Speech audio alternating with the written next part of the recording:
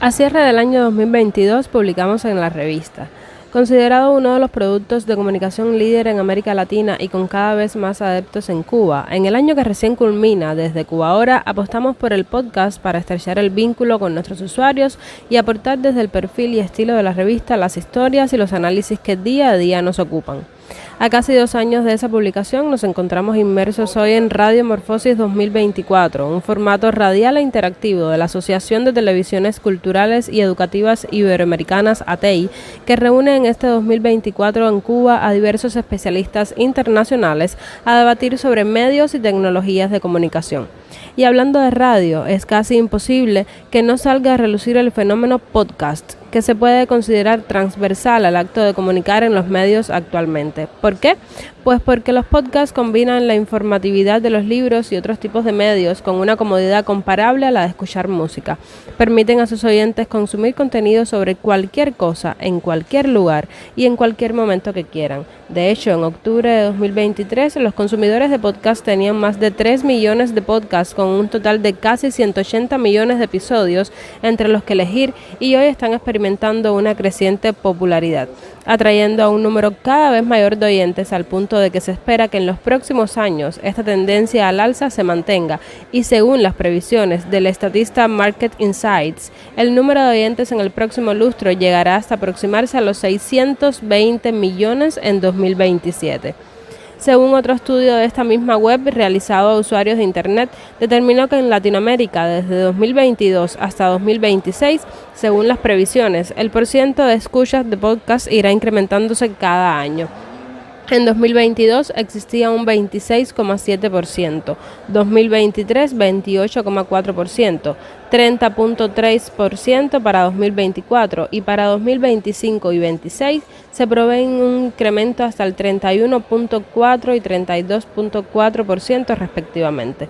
Sobre el surgimiento del podcast y su estrecho vínculo con la radio, nos comenta Ana Teresa Badía, periodista profesora de la Facultad de Comunicación.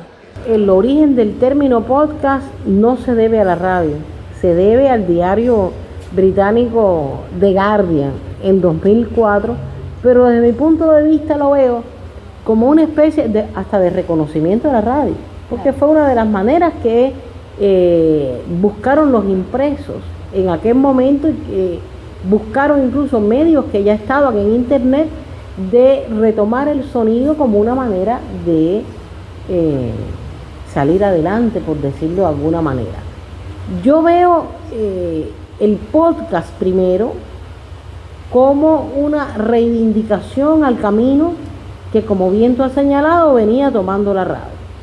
Una radio que lo primero que hizo fue transitar hacia lo sonoro. Son conceptualizaciones distintas, no es lo mismo hoy una radio que entender lo sonoro. Por eso a veces prefiero hablar de discurso sonoro antes de discursos radiofónicos. Y en esa transición hacia lo sonoro, la radio se ensanchó en el podcast. Yo creo que hoy es una evidencia de cómo se ha venido ensanchando la radio. Tú has señalado también un debate, hemos participado con un grupo de periodistas y realizadores destacados de América Latina en investigaciones que tienen que ver con el uso de la AM, de la FM y de la onda corta. Y yo diría algo, la radio hoy está ensanchada a partir incluso del propio podcast. No podemos descuidar ninguna de esas variantes de transmisión porque cada una tiene su nicho de recepción que nosotros tenemos que cada día utilizar. El podcast, al menos desde la radio, desde lo sonoro, desde mi punto de vista, lo primero que hace es romper paradigmas tradicionales que existían hasta el momento. Primero porque representa una radio ensanchada, una radio más adaptada a lo sonoro. Primero porque se acabaron las fronteras geográficas y físicas, porque un podcast puede llegar a cualquier lugar. Otro, se acabó el sentido lineal de la escucha de radio, y eso es importantísimo. Ya las personas no tienen que seguir linealmente un programa de radio, sino que pueden descargar un archivo en el momento incluso psicológico que estimen pertinente. Por tanto, esa supuesta debilidad que aparece en los manuales de la radio, que no se puede escuchar en el momento psicológico necesario, ya no es verdad. El otro sentido de que la radio es multitarea y tú no le prestas atención porque estás haciendo una multitarea, también nos lo derrumba el podcast, porque estamos en una sociedad convergente mediáticamente, en una sociedad convergente digitalmente, donde la multitarea se ha demostrado por investigaciones que se han hecho, sobre todo por equipos de psicólogos en América Latina y en Estados Unidos, que nosotros estamos viviendo desde el punto de vista de los medios de comunicación en un escenario multitask, o sea, en un escenario multitarea. Y eso es importante, o sea, lo primero que hay que entender es todos esos cambios que ha producido los podcasts. No lo digo de manera personal, lo digo sustentado en la ciencia por las investigaciones que hemos hecho primero del uso del podcast en emisoras cubanas, cómo se viene usando, y después estudios bibliométricos que han tenido que ver con cuáles han sido los primeros aportes de el podcast a la radio que hacemos, y están resumidos en lo que les he comentado. El desarrollo de las capacidades de Internet, así como las plataformas para la difusión de contenidos, marca una serie de nuevas tendencias al momento de comunicarse por parte de los usuarios. Precisamente el interés constante de promover o emitir criterios sobre diversos temas potencia los hábitos de consumo de información. En la actualidad, como parte de la democratización en el universo de la red de redes, cualquier usuario tiene la libertad de crear contenido, exponerlo y distribuirlo, ya sea para bien o para mal. El podcast ha surgido en este escenario y cada vez es más frecuente ver nacer nuevos programas en internet, podcasts, video podcasts, y es ahí donde se capta la atención de los jóvenes, en la web. ¿Cómo hacer entonces que los jóvenes se interesen por consumir radio, en este caso radio cubana, de una forma natural y adaptada a las nuevas narrativas mediáticas? Yusaima Cardona, directora general de la Radio Cubana, nos comenta al respecto. La mayoría del personal que hoy mismo está trabajando en nuestras emisoras sobrepasa los 40 años. Tenemos pocas personas que están por debajo de los 30 años, que tiene que ver con muchas causas, no solamente con que lo más común que pueda pensarse es que no le gusta la radio, que no es un elemento de peso, porque nosotros participamos en el Festival de la Radio Universitaria. Hemos estado varios años participando en los festivales de la radio universitaria que tiene como sede la provincia de Holguín, y ahí las experiencias que se viven son extraordinarias. Son muchachos que no son ni estudiantes ni de periodismo ni de comunicación, que es lo que uno a veces piensa que están más cercanos a la manera de hacer radio o a los medios en sentido general. Intencionar las nuevas narrativas a partir de esas audiencias que hoy no están con nosotros.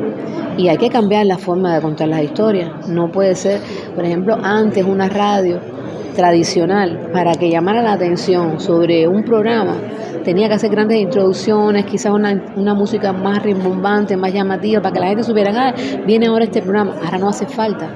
Ahora sencillamente usted, en la forma en que asume qué te estoy contando, de manera directa, no necesita porque yo puedo elegir como la radio digital, yo puedo elegir qué escucho, cuándo lo escucho, en qué momento, cuántas veces lo oigo, por dónde empiezo. Puedo hacerme mi programación privada particularmente, de todo lo que me guste de todas las emisoras de radio, hacer, como mismo se hace el playlist de música, se hace un playlist de programación de radio. Y lo principal es eso, la narrativa no puede ser la misma. No puede ser la misma. Nosotros tenemos que aprender con los reels, nosotros tenemos que aprender a contarla con una estructura de dramaturgia que no es la que estamos acostumbrados. Hay que variar, hay rupturas en la dramaturgia y en la manera de contar que son necesariamente las que hay que impulsar en cada una de nuestras emisoras. ¿Cómo vamos entonces de la radio tradicional al podcast? ¿Qué tiene uno del otro y cuán necesario es el podcast para el desarrollo de las narrativas transmedia de la prensa cubana actualmente? Al respecto nos comenta el periodista, investigador, profesor de la Facultad de Comunicación y podcaster Haroldo Luis Castro. Bueno, con relación a las similitudes entre la radio y el podcast hay mucho debate. De hecho, dentro de la propia Facultad de Comunicación, dentro del Departamento de Periodismo, hay profesores que tienen varias opiniones y no siempre son en la misma línea. Pero yo, a partir de mi experiencia como productor de contenido en podcast y de lo que he podido estudiar de varios teóricos de la región, me voy por esta tendencia que habla de que, si bien el podcast utiliza como remediación principal los recursos sonoros que vienen esencialmente de la radio, el podcast tiene una lógica de producción, distribución y de creación del contenido diferente al de la radio. Yo entiendo que, en sentidos generales, el podcast va más enfocado o está más en función de las propias lógicas que han establecido las redes sociales, de definir incluso públicos específicos y maneras de creación de contenidos que hacen que el mensaje sea mucho más efectivo. Y por supuesto creo que el podcast es un elemento fundamental a día de hoy dentro de las narrativas transmedia, sobre todo cuando las tendencias están diciendo que el usuario cada vez lee menos y prefiere escuchar y ver. Entonces yo creo que el podcast es fundamental y hay experiencias muy interesantes en el mundo, en América Latina y en Cuba. Incluso hay intentos muy interesantes de desarrollar narrativas transmedias donde se utiliza el podcast. Ojo, no solamente para hacer periodismo, sino también para la publicidad, que es un campo en el que entiendo que el país se está abriendo. Hay experiencias muy interesantes, pero sí, creo que el podcast es fundamental y está llamado a ser uno de los formatos estrellas, diría yo, de los próximos 5 o 10 años.